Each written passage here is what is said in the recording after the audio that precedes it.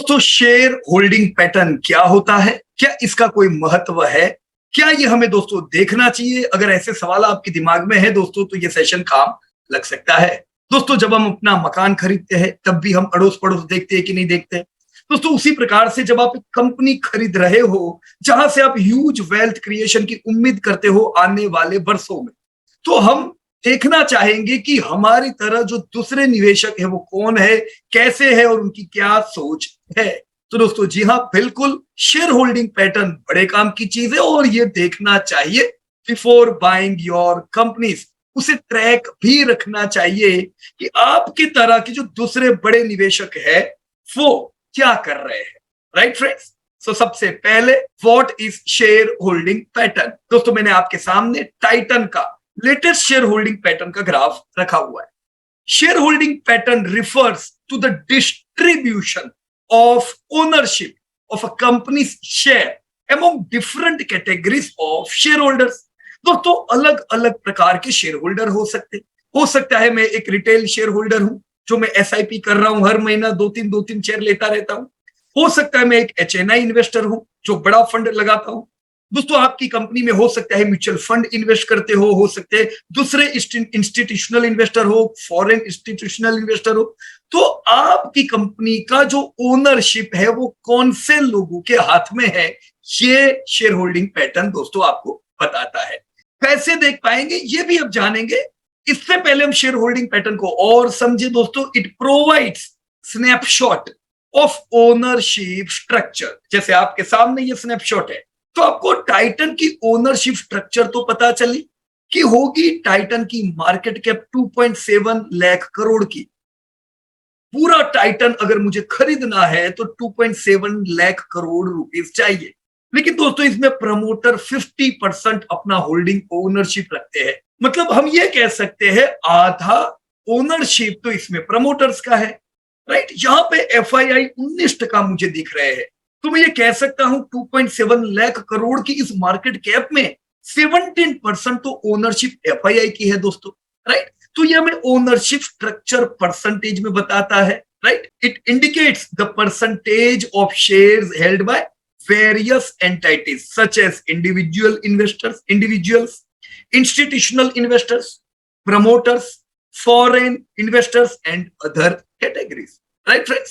दोस्तों share holding pattern reflect करता है कंपनीज में ओनरशिप के कंपोजिशन को, जो मदद करता है स्टेक होल्डर्स को, रेगुलेटर्स को और इन्वेस्टर को अच्छे प्रकार से समझने में कि कौन ज्यादा इंफ्लुएंस करते हैं आपकी इस कंपनी में। राइट? इससे हमें लेवल ऑफ कंट्रोल पता चलता है अलग अलग स्टेक होल्डर्स का। दोस्तों टिपिकली शेयर होल्डिंग पैटर्न में कौन से अलग अलग स्टेक होल्डर होते हैं इनकी दोस्तों हम लोग बातचीत करेंगे। दोस्तों सबसे पहले हम देखेंगे प्रमोटर्स। ये कौन होते हैं?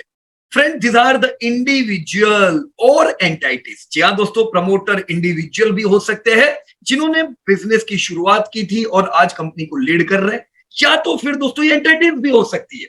जैसे कई कंपनीज ऐसी है जिनके इंडिविजुअल प्रमोटर नहीं है, for example ICICI bank, HDFC bank, LNT. Right? ये सब कंपनीज को दोस्तों कुछ एंटिटीज रन करते हैं। ये भी हो सकता है दोस्तों कि कुछ कंपनीज को कुछ ग्रुप रन करते हैं। राइट? कुछ कंपनीज को गवर्नमेंट रन करता है। Right? So this are individual और एंटिटीज दैट हैव इनिशिएटेड और prompted the company and hold a significant stake in its ownership. इनका दोस्तों एक significant stake होता है ओनरशिप। दोस्तों ज्यादातर केसेस में प्रमोटर एक बड़ा रोल प्ले करते हैं डिसीजन मेकिंग में। दोस्तों प्रमोटर के अलावा हो सकते हैं आपकी कंपनी में बड़े institutional investors. So who are institutional investors? This include mutual fund. एक कौन होता है institutional investor? Mutual fund. Right? उनके पास कलेक्टिव फंड आता है बहुत से रिटेल इन्वेस्टर्स का और वो फंड को कलेक्टिवली इन्वेस्ट करते हैं मार्केट में। राइट? तो म्यूचुअल फंड एक इंस्टीट्यूशनल इन्वेस्टर होते हैं। Pension funds, insurance companies and other financial institution that invest in the company share on behalf of their client और देयर बेनिफिशियरीज। राइट? दोस्तों ये होते हैं इंस्टीट्यूशनल इन्वेस्टर्स। इनके अलावा दोस्तों फॉरेन इंस्टीट्यूशनल इन्वेस्टर जिन्हें आप एफआईआई कहते हो, या फॉरेन पोर्टफोलियो इन्वेस्टर जिन्हें आप एफपीआई कहते हो, ये भी होते हैं। These are foreign entities that invest in the company's share. या दोस्तों ये वो फॉरेन एंटिटीज होती है जो कंपनीज के शेयर में दोस्तों इन्वेस्ट करती है। The share holding pattern provides insights into the extent of foreign investment in the company। दोस्तों ऐसे केस में हमें यह पता चलता है कि आपकी इस कंपनी में फॉरेन पोर्टफोलियो इन्वेस्टर को कितना इंटरेस्ट है। वो बैठे हैं दोस्तों उनके देश में, पर उनको लगता है आपकी कंट्री में कुछ सेक्टर बड़े बनेंगे, वो ऐसे सेक्टर में से कुछ कंपनी सिलेक्ट करते हैं और वहां पे स्टेक दोस्तों जैसा जैसा कॉन्फिडेंस आता है बढ़ाते रहते हैं। ये हुए दोस्तों आपके एफआईआईज और एफपीआईज। इनके अलावा दोस्तों आपकी कंपनी में हो सकता है पब्लिक शेयर होल्डर्स हो। So who are public share holders? This category encompasses retail investor. एक कौन होते हैं दोस्तों पब्लिक शेयर होल्डर में? Retail investors. Second, individual share holders and others who own shares of the company. It reflects the level of public participation in the ownership of the company. दोस्तों आप देखोगे ज्यादातर retail investor public share holding का एक part होते हैं, right friends. फिर होते हैं दोस्तों non institutional investors. This category includes high net worth individuals, high net worth individuals HNI and other non institutional entities that hold shares in the company. या दोस्तों ये कुछ ऐसे इंडिविजुअल्स होते हैं जो हाई नेटवर्थ वाले होते हैं, राइट। तो ये इंडिविजुअल लेवल पे निवेश करते हैं, पर बड़ा निवेश होता है दोस्तों इनका, ये नॉन इंस्टीट्यूशनल एंटिटीज दोस्तों होती है। ठीक वैसे ही दोस्तों गवर्नमेंट एंड प्रमोटर ग्रुप होता है। In some cases government entities और entities closely related to the promoter might hold shares in the company. दोस्तों भारत में बहुत सी कंपनियों में गवर्नमेंट स्टेक होता है। 1991 के लिबरलाइजेशन से पहले दोस्तों ज्यादातर बिजनेस में गवर्नमेंट को इंटरेस्ट था, राइट। गवर्नमेंट्स ने अपनी कंपनियां खड़ी की थी ताकि हम इंपोर्ट पे आधार न रखें। पर जब दोस्तों खाली गवर्नमेंट अलग अलग इंडस्ट्री में होता है तो वो दोस्तों प्राइवेटाइजेशन के लिए अच्छा इंडिकेशन नहीं है। हेल्दी कंपटीशन दोस्तों वहां पे नहीं रहता है, वहां पे कस्टमर इज द किंग नहीं हो पाता है। तो आपने ज्यादातर कई कंपनियां देखी होगी गवर्नमेंट का जहां पे प्रमोटर ग्रुप होता है वहां पे आपको परफॉर्मेंस थोड़ा इतना अच्छा नहीं दिखता है। हालांकि दोस्तों पिछले कुछ सालों में हमने गवर्नमेंट कंपनीज को जबरदस्त परफॉर्म करते हुए देखा है। इस साल सबसे ज्यादा अगर किसी ने परफॉर्म किया है तो वो PSE यानी गवर्नमेंट एंटिटीज ने दोस्तों। तो गवर्नमेंट एंटिटीज भी फ्रंट फुट पे दोस्तों भी आ चुकी है। आपने देखी होगी गवर्नमेंट बैंक्स, PSE बैंक्स जो बड़ी अंडर परफॉर्मर थी बरसों से दोस्तों, उनका परफॉर्मेंस जबरदस्त हुआ है। उनके साथ ऐसी कई अलग अलग इंडिविजुअल गवर्नमेंट की कंपनीज है जो अच्छा परफॉर्म करने लगी है, राइट।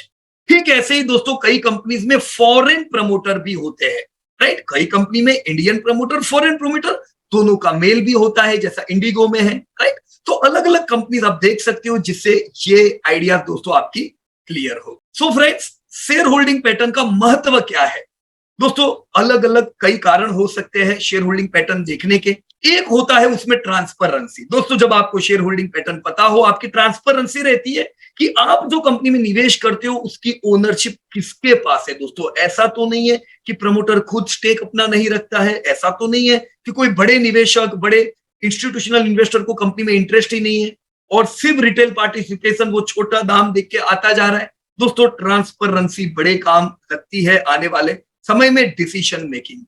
सेकंड दोस्तों ये काम लगता है रेगुलेटरी कॉम्प्लायंस में।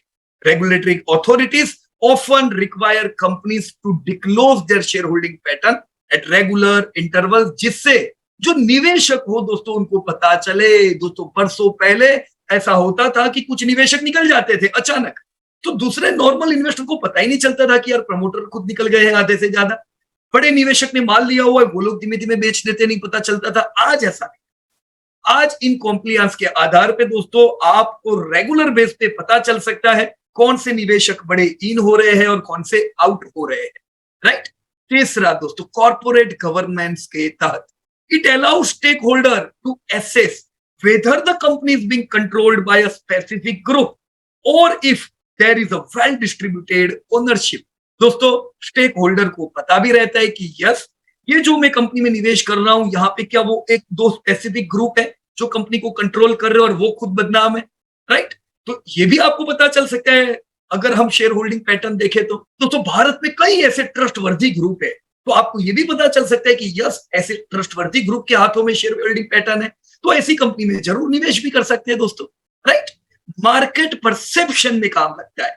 The pattern can influence market perception and stock prices. आपने बहुत बार देखा होगा कि कभी कोई HNI इन्वेस्टर माल लेते हैं, उसके पीछे पीछे काफी लोग भी शेयर खरीदते हैं कि भी नहीं, ये तो ये इन्होंने लिया हुआ है तो मैं भी लूंगा, राइट। एक परसेप्शन होता है दोस्तों ये।